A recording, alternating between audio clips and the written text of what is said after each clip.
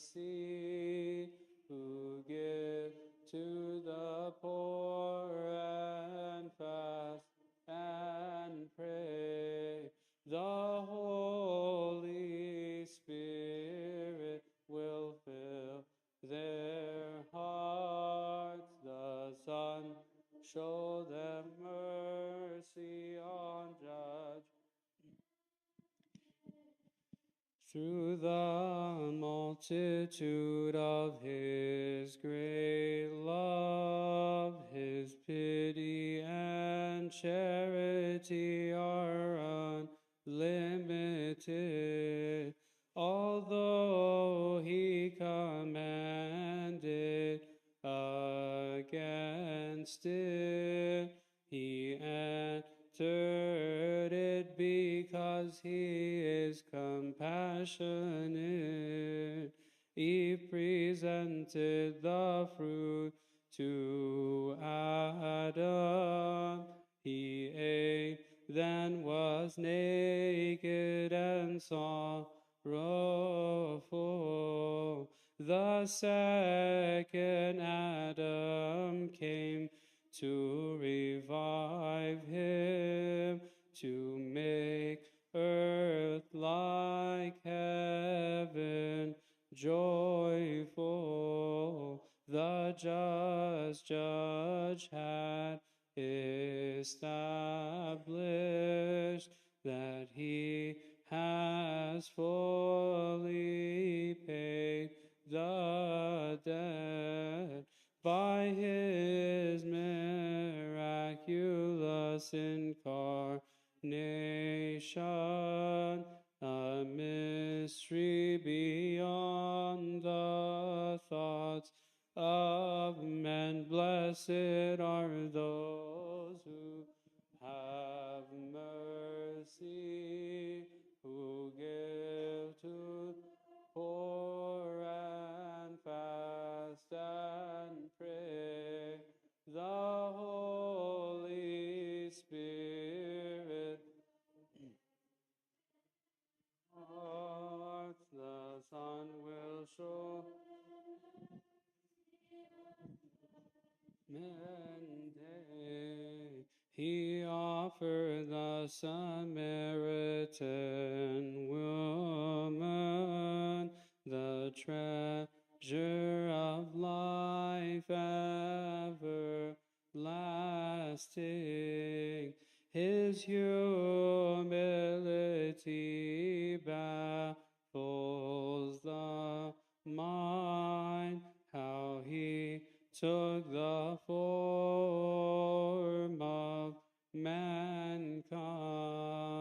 With his humility he slaughtered pride, and he offered us true elevation. Necessity of the law became profitable. At all times we offer him glorification.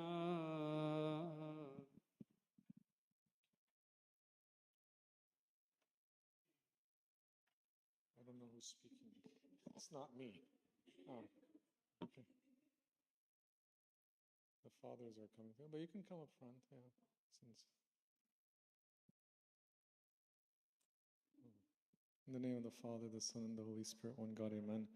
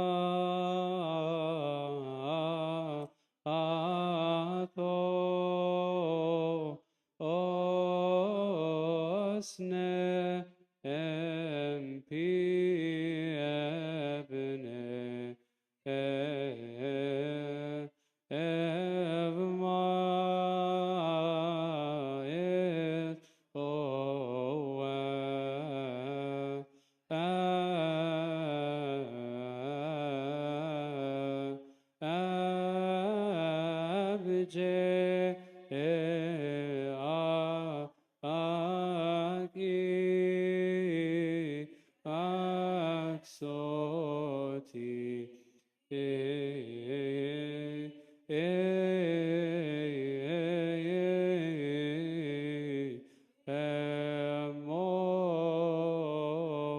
Emon Hitendi Evki Ente peniote taiote arshi erebs papa avatavadros empenioten episkopos ava Gregory Epcho Oisari Emot Nane Pico Evolen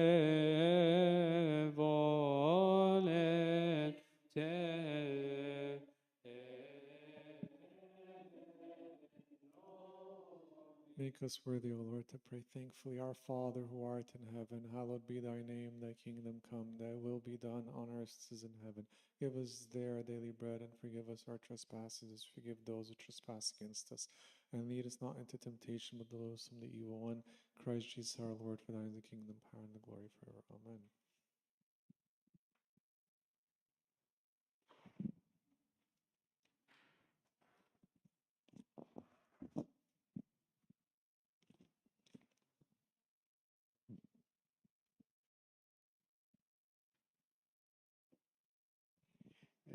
Just to keep you posted, so we're going to have Rohan right now. He's going to give us the talk about the Sunday schools and how to handle the Sunday school class, and how to deal with the kids.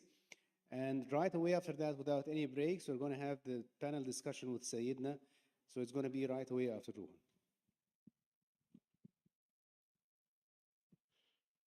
All right. Hi. I'm going to keep it a little bit.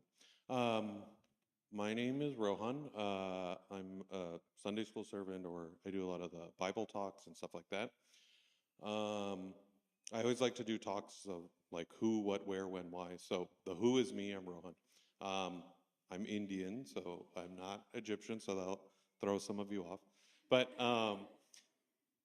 because of that, I also want to teach in a more casual way because I'm also an elementary school teacher. That's another thing about me. And so I don't usually give talks to this many people. I usually have a smaller classroom, things like that, or sitting at a table, things like that. So trying to make myself comfortable by talking and walking and things like that.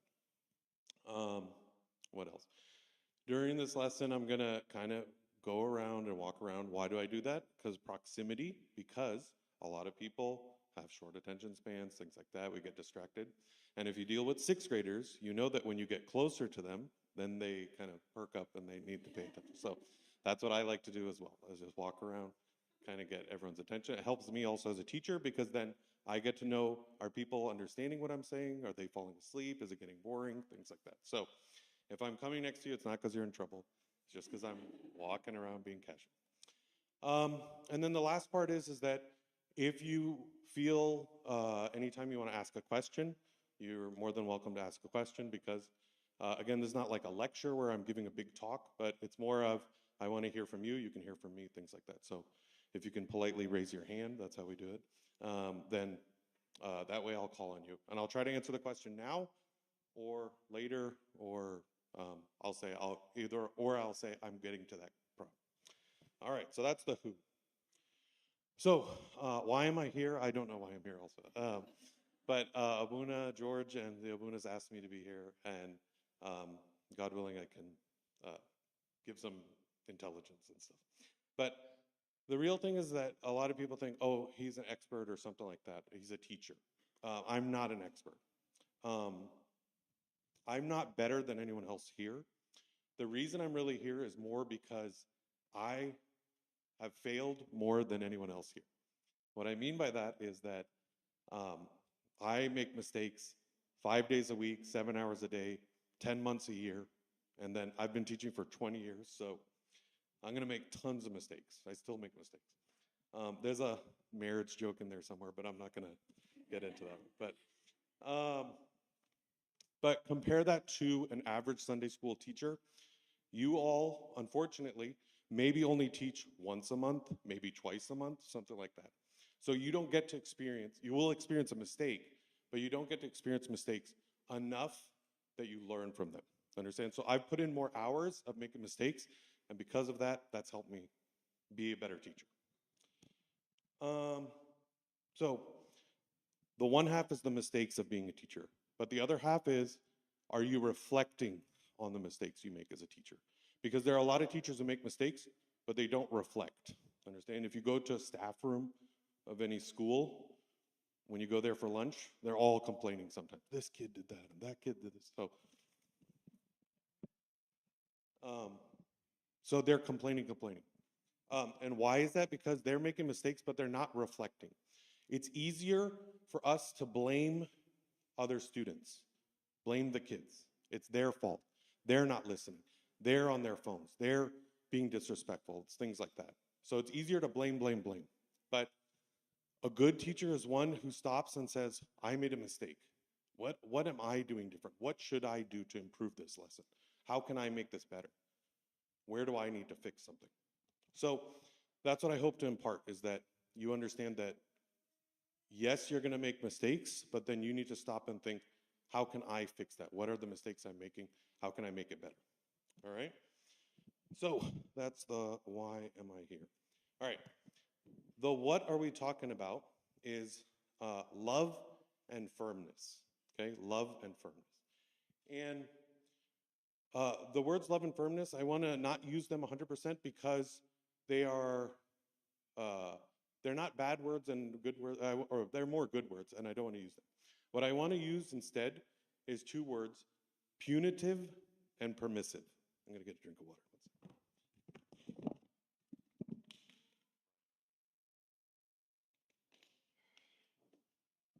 So, punitive and permissive. Punitive, this side, punitive means I'm tough, I'm firm, I'm yelling, I'm mean, I'm saying, sit down, do this, listen to me, shush, be quiet. Understand? Punitive. Okay, it's me in charge. Permissive on the other side over here, permissive means I'm relaxed. You do whatever you want. It's okay. You want to sit on the floor? Yeah, you guys sit on the floor. You want to play on your computers? Play on your computers. You want to sit with your friends? Sit with your friends. It's okay. Everything's okay. Permissive. I'm allowing them. So, what kind of teachers do this? Well, for me, my first year when I was young, I'm in my 20s, I was very punitive. Understand? Because I didn't know how to be a good teacher. I knew that they were going to challenge me because I look really young. I don't have gray hair like I do now. But I was young and scared, so I thought I'm going to be tough on them. I'm going to yell. I'm going to say, sit down, listen to me, line up, be quiet, very army-like. Understand? That's how I was raised, so I'm going to do the same. Did that work for me? Sometimes it worked for me, sometimes it didn't. On the permissive side, where do we see this? Sometimes young teachers or substitute teachers, if you remember back in the day, substitute teachers, new teachers, permissive. Hey, let's do whatever. Yeah, you guys do that. Why? Because they're trying to hope that the kids like them, that they'll like me, and if they like me, then maybe they'll respect me because I'm going to be chummy with them and be friends with them. Okay, permissive. So, why do we do this? Many reasons. Some of it's inexperience. We don't know any better. Some of it, like I said, is looking for respect. Maybe I can get respect from being tough. Maybe I can get respect by being their best friends. So I'm looking for respect. Some of it is lack of structure. I'm lost. I don't know how to do my best. So I'm going to rely on one of these two factors. I'm going to be tough or I'm going to be really permissive.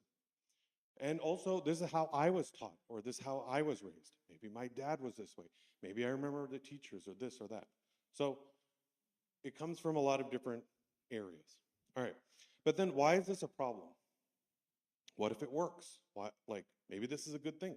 It helped me today. Okay. The problem is that it's not a long-term solution. It will help you today, but it won't help you in the long run. Permissive, it will help you today. The kids will like you. They're having a great time. It won't help in the long run. It doesn't reflect Christ or Christian values. It perpetuates the problem or can make it worse. And lastly, it leaves the kids out and empty, and what do they get out of it? So on the punitive side, what do the kids get out of it? You'll get two things. You'll get fight or flight. Some of the kids, if I yell at them, they're going to fight back. They're going to get angry. They're going to shout back at me, give me attitude, because they want to fight back. They don't like this. It's unfair. You'll also get flight, where you'll have some of the good kids who kind of hide and be like, I don't want to deal with him. I don't want to get in trouble. I'm scared. So neither of these are things we want to do to the kids. And then on the permissive side, you have the same kind of thing. And I tried to make it rhyme here. Glad or sad. You'll have kids who go, this is a party. I love it. Let's do this. This is great. Are they learning? No. And at the same time, you'll have kids who are sad. The good kids who go, this is not right. You shouldn't be standing on the chair. We shouldn't be doing this. We can't be on the, they're upset, like emotionally, because they know we're not doing the right thing. And worse even, some of them may get tempted to also goof off and be part of the problem. So that's not where we want the kids as well. So what should a kid get out of being with a good teacher? What should they get out of it? What they should get is they should feel heard, not silenced. They should feel respected, not yelled at. They should feel that they can fix their mistakes, not shamed. They feel like they should collaborate and participate and be part of it, not told what to do. They want to see accountability for themselves and for others. They don't want to see people getting away with stuff. That's not fair. That kid's getting away with it. That kid's doing it. They don't want to see that. I said they want to see fairness. They want to feel loved and cared for. They don't want to get yelled at, or they don't want to have a party. They want to feel loved and cared for. And when you hear this from a kid, what does it sound like? Who is this teacher? Christ. Yeah, this is Christ, our Lord Jesus Christ. He's this. And he's the good shepherd. He takes care of his sheep. Understand? And that's what we want to model ourselves on. So we want to avoid punitive, we want to avoid permissive, and we want to be in the middle. We want to be like Christ, love and firmness. All right, I'm going to take a sip. So we talked about who I am. We talked about what we're talking about, why we're talking about it. Now let's go to where do we see this? So I can talk a million examples of days in my classroom, but the best place, especially in church, is we're going to go to the Bible. So we're going to go to Exodus 32. If you want, you can look on your phone, or if there's the tech person can put it up. It's okay. But I'm going to read most of it, so don't worry. Exodus 32, this is where Moses is coming down with the 10 Commandments, the tablets, okay? And when he comes down, what's happening down below?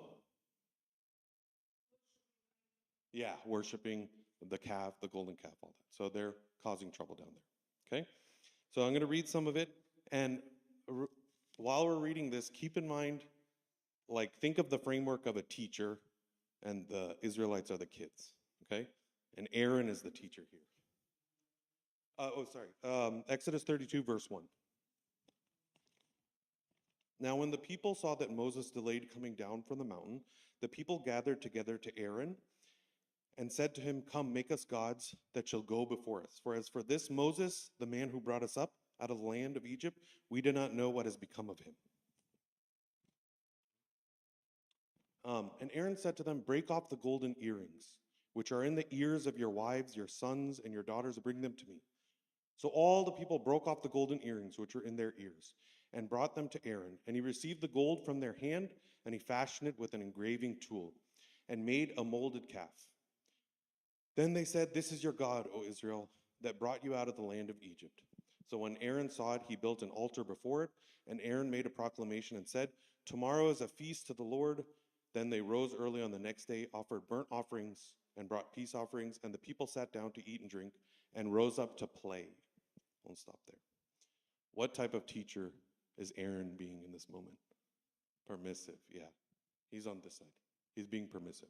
The Israelites say, "Hey, where's Moses? We want to do this. Okay, let's do this. We'll melt the earrings. Let's make a calf. Let's do." He's the teacher. He knows better, but he's being permissive. He's letting them get away with it. Okay, and literally they rose up to play. They're playing. So we see this in the Bible. Then let's go to Moses. So in Exodus 32, Moses talking with God. God says the people are, I'm paraphrasing, they're sinning. They're doing wrong. And God says, I want to destroy them. We're done. It's over. Okay? And Moses, being a good teacher at that time, or in that moment, he's saying, no. Like, forgive them. Okay? So now let me read. I'm going to skip a couple verses. So I'm on verse 13, but just for time, I'll be jumping around. So 13, 14. I'll try to shout it out. Then Moses pleaded with the Lord his God and said, "Lord, why does your wrath burn hot against your people, whom you have brought out of the land of Egypt? Turn from your fierce wrath and relent from this harm to your people." Now verse 14. So the Lord relented from the harm which he said he would do to his people. And Moses turned and went down from the mountain, and the 2 tablets of testimony were in his hand. The tablets were written on both sides, on the one side and on the other. They were written. Now the tablets were the work of God, and the writing was the writing of God engraved on the tablets. And I'm going to skip to 19 now. So it was as soon as he came near the camp that he saw the calf and the dancing. So Moses' anger became hot, and he cast the tablets out of his hand, broke them at the foot of the mountain. Then he took the calf which they had made, burned it in the fire, and ground it to powder, and he scattered it on the water and made the children of Israel drink it. And Moses said to Aaron, "What did this people do that you have brought so great a sin upon them?" Okay. Moses is a good teacher, yes. And have the Israelites sinned? Yes. But how is he acting in this moment? Punitive. Okay. He was moments before pleading with God, saying, "No, have mercy on them." But when he comes down, is he being merciful? No. He's very angry, throwing the tablets, the work of God, on the ground. He's breaking it. So he's being very punitive. And we see Moses, this happens a couple times also with the staff and the water on the rock and things like that. He sometimes gets very punitive and he gets angry.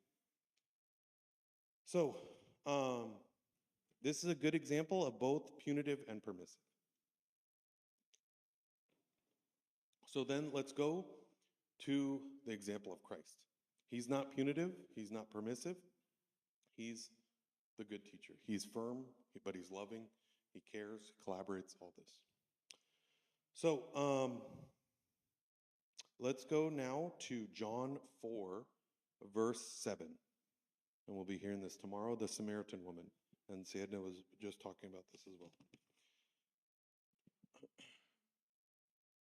So, Samaritan woman. I'll give you a second to get there.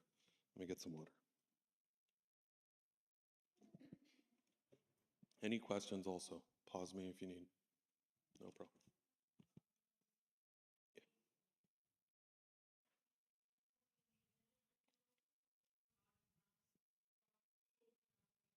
Yeah.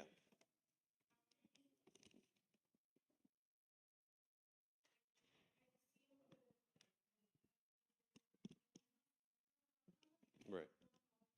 Yes. Yeah. And yeah, absolutely. I don't want to paint Moses as, oh, he's always punitive. No.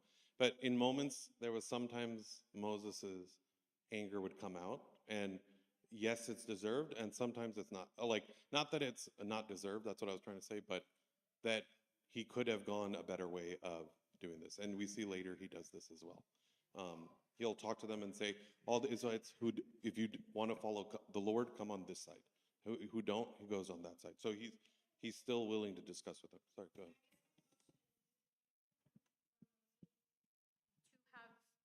Is it better then for Moses to have shown them a consequence of like their actions than have God's wrath be like like be applied to them, you know? Like it's better for a human consequence to happen to them than like at the end he destroyed Baal.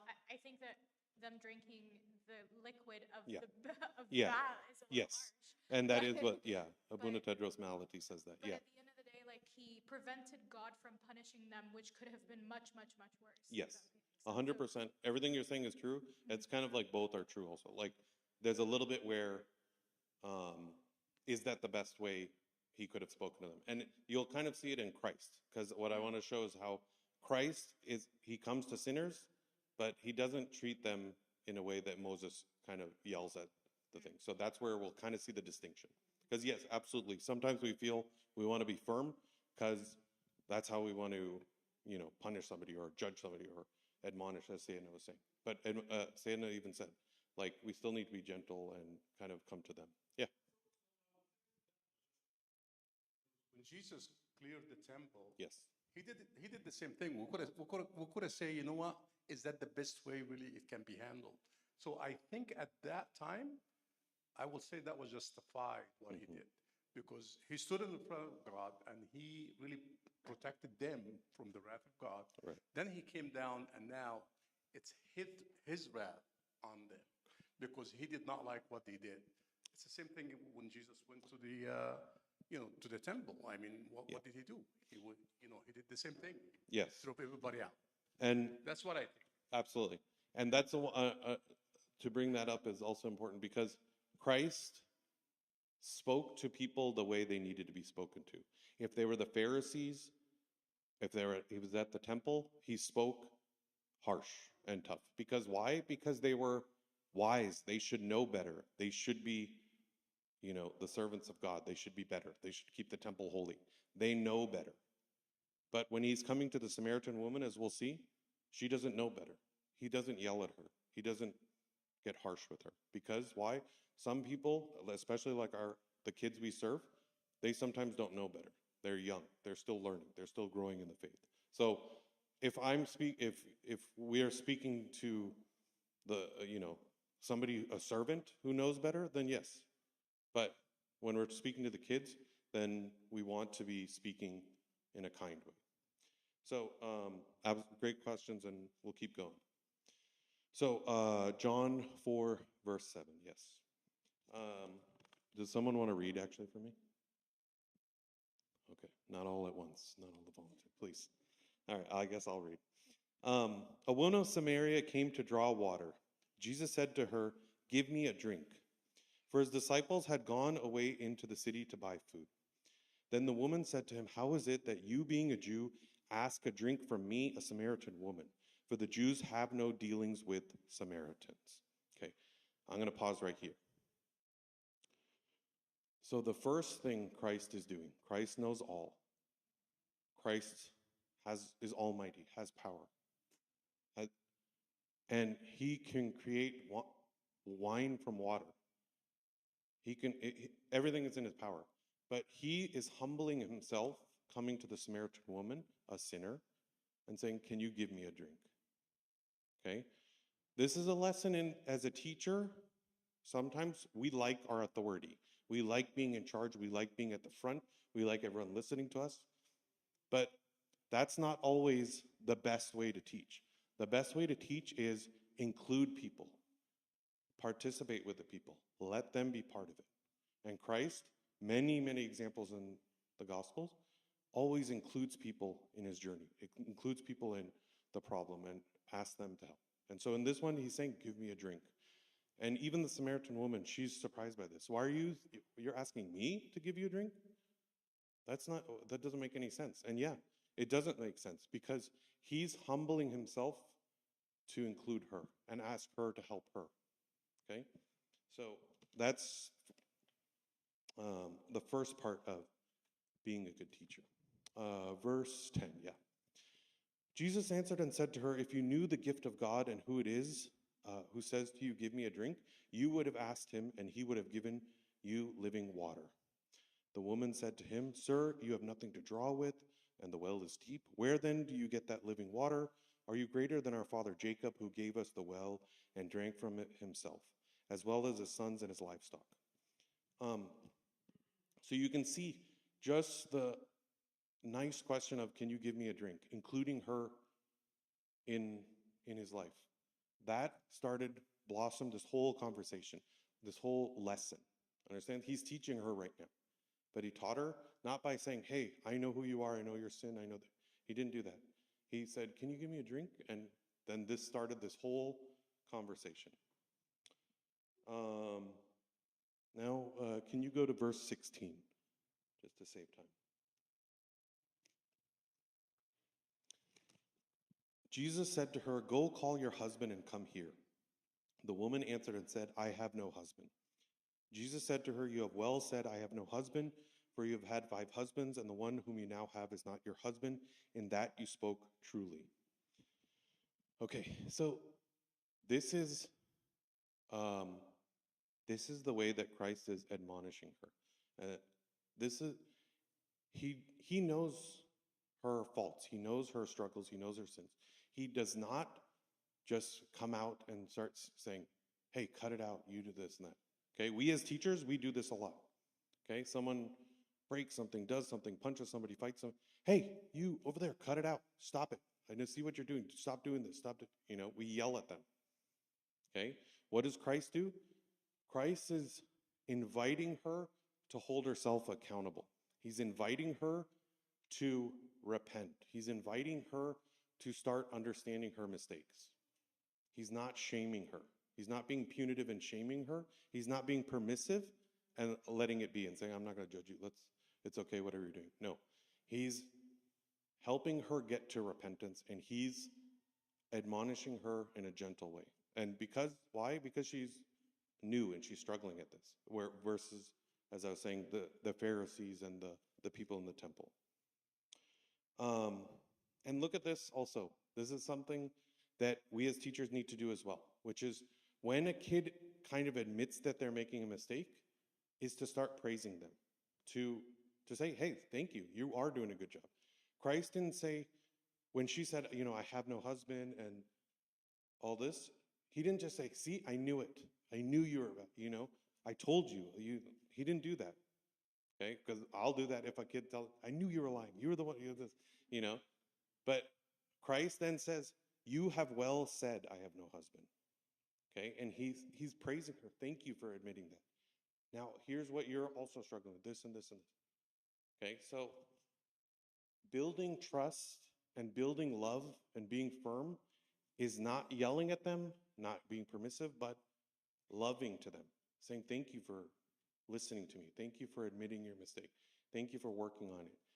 Yes, you did do this thing, but now I need you to do this better.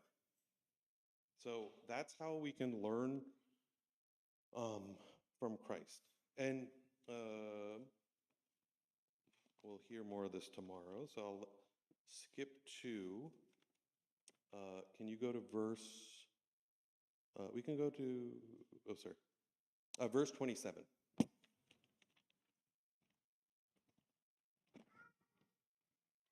So this is kind of again, it shows how Christ is a good teacher, and it's surprising, and how we need to also make sure we are giving up our power of authority. See here, and at this point his disciples came and they marveled that he talked with the woman, and yet no one said, what do you seek, or why are you talking with her? Okay, he's being a different teacher than they're used to. They're used to, or we're used to, seeing a teacher who stands in the front, tells everyone what to do, is in charge. But Christ is being a teacher where he's participating. He lets the kids come to him. He lets John the Baptist baptize him. John the Baptist says, I shouldn't even be doing this. I'm going to let you. He permits the disciples for him to wash their feet. We shouldn't be washing, we shouldn't have you wash our feet. We should be washing her. No, I'm letting. Everything, he always includes us in the stuff. So that's how we should be as a teacher. We should be including the kids in the lesson, in participating, in understanding, in collaborating, in all of this way.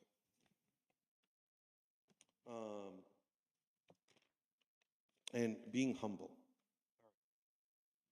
So, thank you to the person putting up the Bible.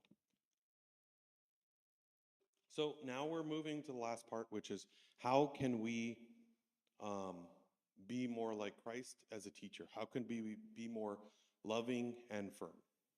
And now I'm going to get into a lot of practical things of just quick, simple ways that will help you as a servant be better. So the first one is structure. It's important that you have some structure in your lesson. A lot of times, the reason why problems happen is because there's a lack of structure. I don't have who's starting, when do we start, how do we do this? Okay, so when I start my class, the kids know. I need them to put their backpack away. I count down. We get to our seats. We do this, we do that. And for a Sunday school servant, it can be structure of, hey, let's all sit in a circle. Can you come over here? Maybe be in charge of where people sit, things like that. Because order creates better process, creates a better lesson, creates better, flow. Keep your lesson simple. Keep your lesson edited and short. Kids and adults, we have low attention span. We have low attention span. We don't have enough bandwidth to pay attention for a long time. Some of you maybe not even right now. But keeping it simple and short and smooth and quick, and let's go to this next topic, and having 3 to 5 topics that I'm going to talk about. That helps kids, that helps grown-ups, that helps everyone kind of stay focused and things like that. That way, you don't feel like you have to rely on yelling at them. You don't have to feel like being permissive. You can be a lot more structured and have a better flow. And better flow means bringing more peace to the lesson and the service. So, where are they? Then it's growing in relationships with the kids. That's either in during the lesson, starting the lesson with asking questions. Hey, how's everyone doing? How was your summer break? How was this? How was, asking how things are going, building more relationship instead of just saying, let's get started. Okay?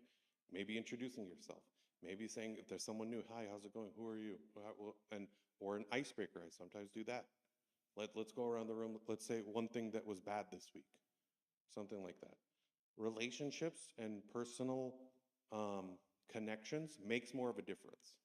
Understand? We want more personal connection because that will help them understand and do better. And an important part of this relationships and what Christ was doing and what you can do as a teacher is seeing things through their eyes. Seeing things through their eyes. I'm going to tell a short little story here. I always do a new seating chart every couple weeks. I want to change up the seats. Why? Because I know when kids are talking a lot and they make friends. So I've got to break it up and sit them places. It does better. When I do the seating chart, I do it on my computer. I go, I'm going to put the kid here, this here, this here. And then I put it up and project it and say, all right, everyone move your desks according to where I said. And every time there were so many problems. Kids were like, where do I go? Where do I put the desk? What do I do? And I got frustrated. I was like, why are you all so lost? I put it up here. Follow the direction. Just get in your seats. Okay? And I kept thinking it was their fault. And then finally I was frustrated. I said, what is the problem? How come when I put it up here, how come you guys are not understanding? And they said, Mr. Kam, they're like, you are putting it this way because you're building it from your eyes. Your desk is here, you're saying everyone there. So to them, it's backwards. And they said, what? Can you flip it so it's in our direction and then we'll do it? And light bulb, and I go, I feel so silly. I go, yeah, obviously. So metaphorically and literally, I was not seeing it through their eyes. I was seeing it through my eyes. So I had to do the little extra work and flip it around. But boom, all the kids, they know exactly where to sit because they go, oh, yep, I get it. His desk is there. I put mine. So sometimes simple things like that make a big difference. It's seeing through their eyes. Our kids are coming after church. They're putting all their concentration at church. They're focused. And then where we want them 100% focused when we come back to Sunday school, that's going to be tough for them because they put a lot of effort here to be quiet, to listen to their mom and dad, or be a deacon, things like that. It's going to be a little bit tough. So have more mercy when they come to Sunday school because they're not going to give you 100%. Their bandwidth is a little bit low because they gave a lot here. For my kids at school, if we've just done a fire drill and the alarm's going off, we have to line up outside, we do that, we check, and we come back in. Am I able to immediately give a math lesson? No. So I go, everyone read a break book, take a break, because we just had a crazy kind of hectic fire drill. So let's relax before I teach, because I wait so that if I start trying to teach them, they're not going to give me 100%. So see things through their eyes. It helps. Um, I'll go to this one. Yeah. And being humble. Being humble is connected to seeing things through their eyes. One of the struggles we have is we expect kids to understand how to respect people. We expect kids to understand and say, I'm the teacher, you respect me, and that's it. Kids don't always understand that. They don't understand all the respect. Why? Because there's a lot of reasons, social media, grown-ups act more childish, things like that. There's a lot of breakdown. So one of the ways that we need to help them is by working with them. And this is the awkward part for you, but as a teacher, you need to humble yourself and admit your mistakes and see where you're making mistakes. So let me tell you another quick side story. Just a month ago, we were getting close to our February ski week and break. And our class was just having a lot of problems. Kids were giving me attitude. Kids were on their phones, and I'd be like, "Why are you on your phone?" They'd yell back at me, and there was just lots of chaos. And I was, at my wit's end. And I was looking forward to vacation because I was like, I want to get away from them. They want to get away from me. Let's do this. And for me, again, reflecting, I said, the easy way is to say it's all their fault. But the right way is to say, what mistake am I making? What am I doing wrong? So the Monday we come back after a week of vacation, it came to me over the break. I said, you know what? I'm going to ask them. And I put up on the screen a red question and a green question. Red question, I said, how have I disrespected you? What way have I disrespected you? Where have I, hurt you or disrespected? And then in the green question, I said, how can I respect you better? What can I do better? And that's an awkward question for a teacher because I don't know if I want to hear all this. I don't want to see that I'm doing something wrong. But it was very enlightening for me and humbling for me because then I got all these cards back saying, I didn't like it when you yelled at me in my group because I was actually doing a good job and I just work slow. Another kid, you took away my computer because you thought I did something bad, but I wasn't doing something bad. And it really hurt, like you yelled at me.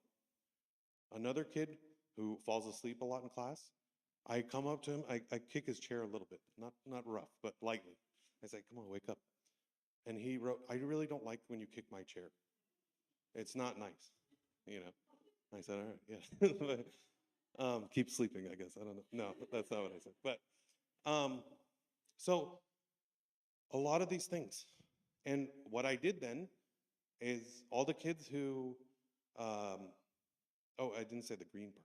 And then some kids said, you know what, it would be more respectful if you said, hey, I did a good job. Can you be more respectful to me where you tell me like, one girl said, I like to help a lot. Can you ask me more to be a helper? Because that's why I want to be respected. So I wanted to know how to communicate to them, and I wanted to know where am I breaking down in my communication. What I ended up doing is I pulled each kid aside. I said, hey, you know what? I'm really sorry. I yelled at you that time. You know what? You're right. You take a little bit longer on work. I'm going to respect you on that. My bad. The boy who I took his computer away, I said, you know what? You're right. I didn't know. I kind of freaked out. I thought you were doing something bad on the computer, but you can understand how I feel because I don't want you doing something bad, so I took it away. But I'll be more respectful. I'll give you a second chance. And then the boy who was sleeping and said, stop kicking my chair. I said, hey, that makes sense. How do you want me to wake you up? And he said, can you just like tap me on the shoulder? Because I said, I can't put an alarm clock. I can't shake you. So he said, can you just tap me on the shoulder? Or like, because he felt disrespected. He felt like I'm making a scene. So I said, I'm going to be more subtle about it. I'll be more quiet. So they then understood how I'm going to change so that I can be better for them. They understood that, or it helped me understand, how can I be a better listener to you? What can I do better for you? Now, it didn't end there, because then what I did is I had a circle talk where I had a talk with all of them, and I said, okay, you told me how I'm disrespecting you. Let me tell you. And I explained to them the ways that they're disrespecting me, that maybe they didn't understand. I said, when you talk back to me, that hurts my feelings. When you lie to me, that makes me lose trust in you, because I trust you. I'm going to believe you, and that hurts. And I went down the list, and the kids then understood, oh, that's how Mr. Kamath wants to be respected. That's how he wants to be treated. And I said, can you respect me this way? Can you not take advantage of me? When I let you do something fun, don't be on your phone and things like that. Can you do this and this and this? So it was a good conversation. We're a lot better now, because now I understand them and they understand me. So this is something you can do as a teacher as well, is you have to either change your perspective, humble yourself, think about how you're treating them more than how they're treating you. And try not to take it personally also. A counselor once said, Q-tip, quit taking it personally. A lot of times when kids have a bad attitude, they talk back, it's not because they hate you. It's because they're in a bad mood. There's something wrong. They don't like the lesson. Don't take it personally. So was it tough for me to read these cards? Yes. Did I want to take it personally? Yes. Did I want to yell back? No, you fall asleep, not me. You have to, no. But I didn't, it takes a lot of work, but you have to try not to take it personally and work on that. And the last part, I was saying circle talk, and this is, I don't know how feasible it is all the time, but in Sunday school, one of the things I do every other day or in my classroom is we have a circle talk. And a circle talk is where we sit in a big circle. We're all face to face because we're in a circle. No one can hide. And we have a conversation. I usually start the conversation with something easy. What's your favorite ice cream flavor? Do you like dogs or cats? Things like that. And we go around the room with a physical object and we pass that around. And we say, when you're holding this, you get to talk. And if you're not holding this, please be respectful. Don't interrupt the person, laugh at them, things like that. I set some rules. So we do the circle talk, and then I'll get into a deeper question, or I'll talk about some problem I'm seeing, or I'll talk about here's how I need to be respected, and we'll get into conversations. And this may feel squishy or kind of hippie, but it actually is very informative for kids, and it's really powerful for teenagers, kids, and things like this. Why? Because a lot of kids these days don't get as much human connection. They're on their phones. We're all on our phones. Watching a video of a human does not mean human connection. Me texting a friend is not human connection. It's me through the phone to another person. And because of this, a lot of kids lose human connection a lot, and that's where a lot of these problems sometimes arise. And you'd be surprised, because I have tough sixth graders, and they don't, they want to be cool and stuff like that. But the kids come to me after and go, hey, can we have another circle? When are we doing our next circle? Because they like hearing from their friends. They like hearing from other people, from opposing opinions and things like that. It opens up a lot of interesting discussion. So is that feasible for you? And also, I can explain that way more in a deeper talk later. But that's an idea of building human connections. So I think that's it. Any questions right now? And then I'm going to talk my last point.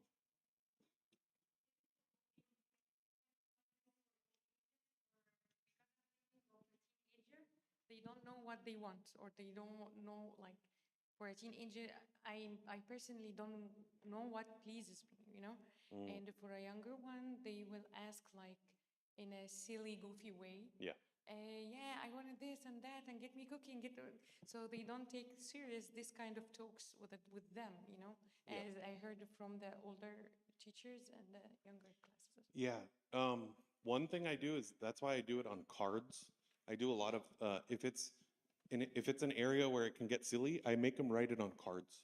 And some of them, maybe you'll get a right answer, and some will be silly. But if it's on a card, then I don't have to read that one.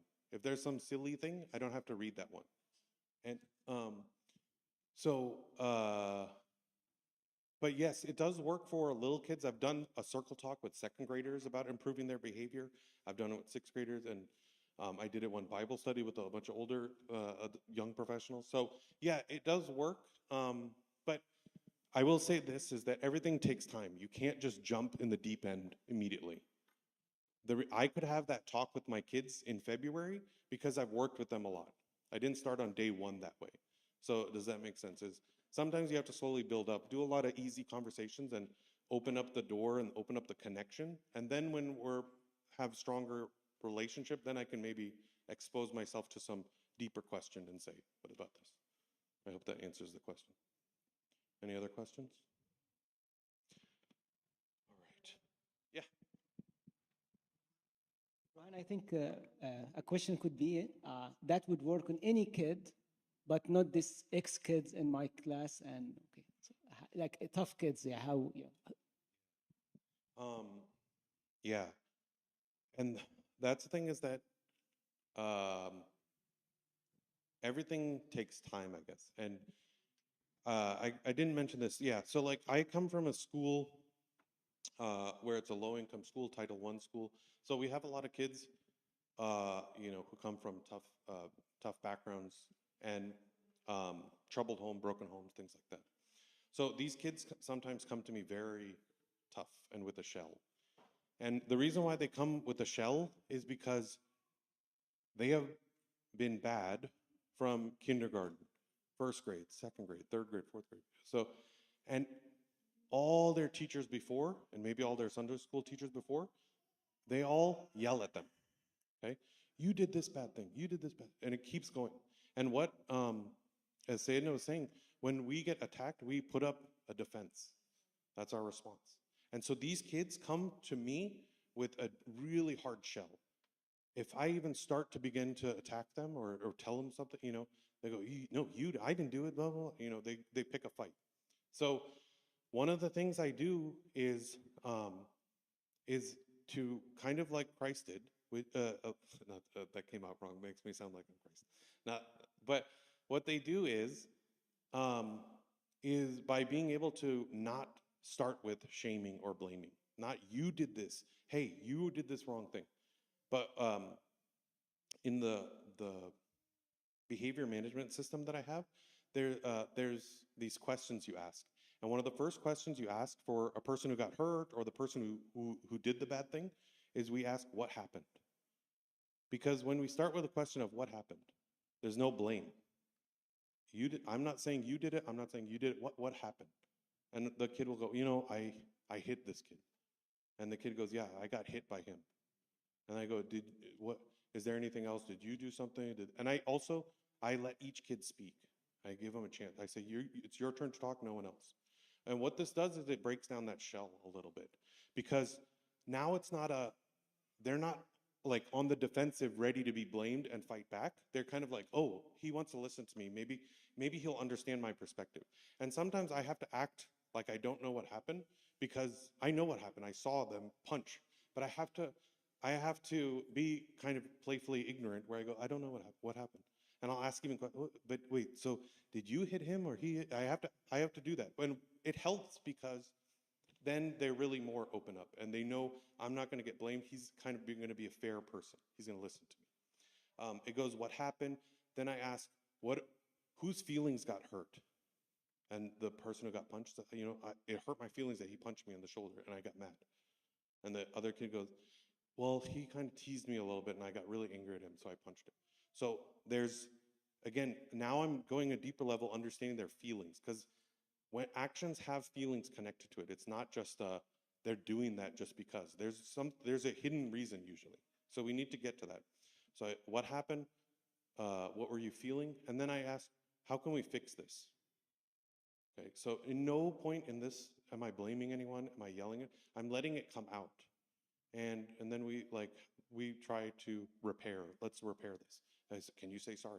Yeah, I should say sorry. Things like that. So it works a lot for me, but yeah, it is not a snap your fingers and it'll work. It requires a lot of patience, a lot of building up, and a lot of precedent where you set in the classroom where I am not a punitive teacher. I'm not a permissive. I'm going to listen. And when I have my tough kids and they see that I'm not like the teachers in the past, they're a lot more open to saying like, hey, I did hit him, but he was being really mean to me and something like, so they understand that I'm going to be open and fair. So it takes time. Any other questions? Yeah. I have two questions. The first one is, what are some topics we can discuss for circle talks? Does it have to be specifically about behavior or a harsh conversation? Like, what are some examples of circle talks? Um, that can be a bigger, longer discussion, which if we need to have, we can have. But a lot of times it's responsive and reactive, or no, wait, a proactive or reactive. So sometimes I'm proactively talking about, hey, it's important that we don't lie, or it's important. One of the things I just talked about is like, what do you want in your future? And I went around the room. I said, say one thing about what you want your future to look like. And they all said something, And then I said, how are we going to get there? So that's a proactive question, because I'm saying, I want you to be good at your studies, not because of me, but because you want to be good at your studies. So proactive.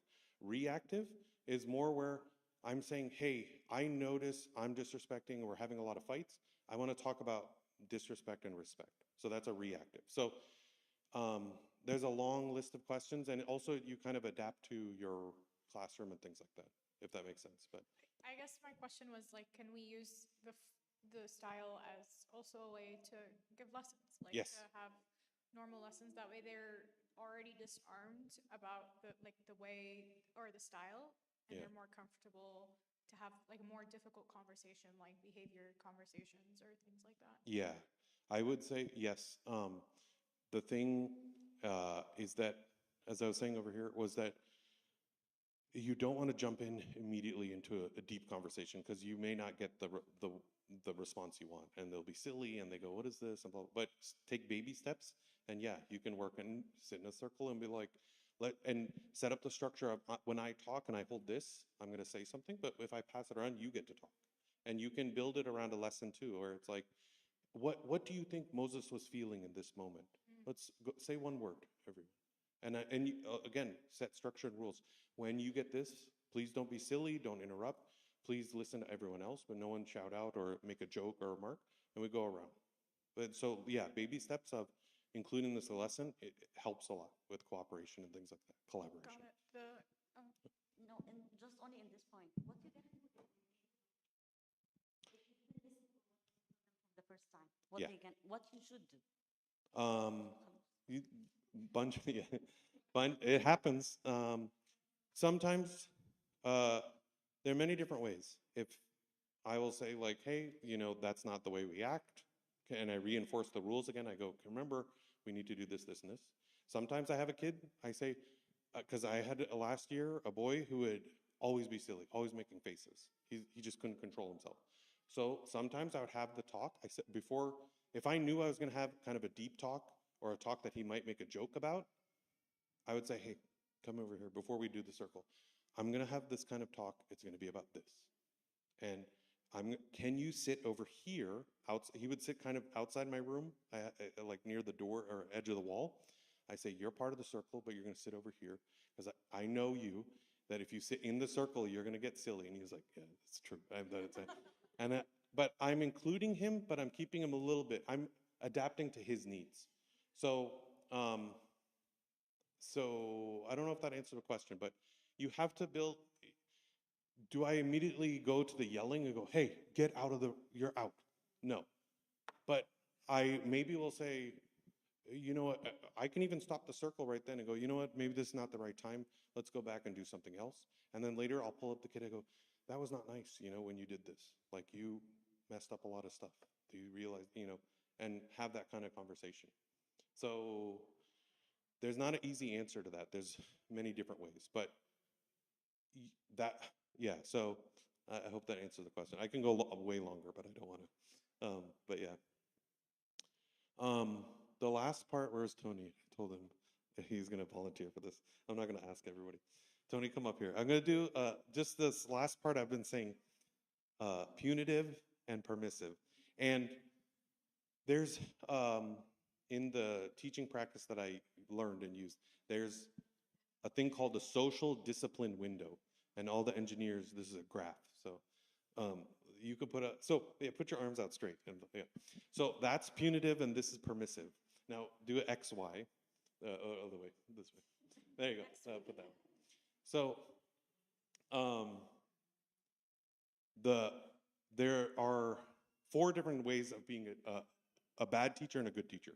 Over here, up here is punitive. Okay, really just yelling and you're doing things to the kids. Okay, and over here, very permissive. Okay, everything for the kids, letting. And so in the social discipline window, we want to be up here, with. Okay, right in the middle, with the kids.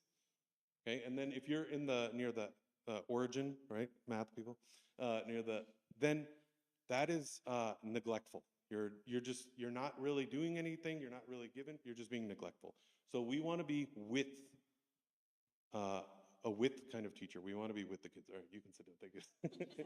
So to finish, this is the quote about love and fairness that kind of explains with this graph.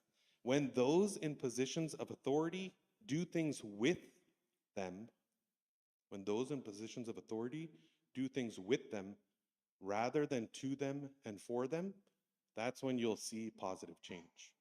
Okay? When you do things with the kids, when you go to them, you ask them, you participate with them, you let them be part of everything with them, then you'll see positive change because you're not doing things to them, you're not doing things for them and saying, okay, but with them. So God willing, that can help you and understand that you have to change your position of authority and be more collaborative and kind and listening and serving. And glory be to God forever.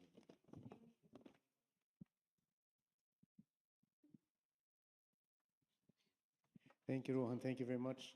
So I think